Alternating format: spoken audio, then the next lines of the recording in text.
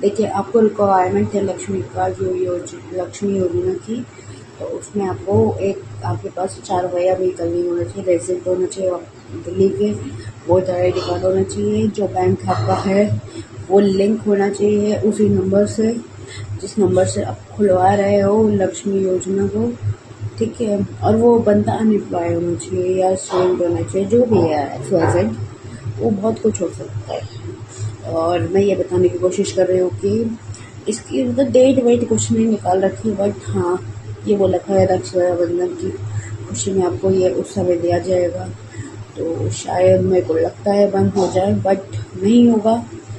आप जितना कोशिश है मेरे को कांटेक्ट कर सकते हो, मैंने अपने यूट्यूब चैनल में अपना नंबर डाल रखा है, अदर नंबर है ना, ये नंबर नहीं है जो मेरे फ़ोन में है, आप मुझसे क्वेरी पूछ सकते हो। Please, thank you so much.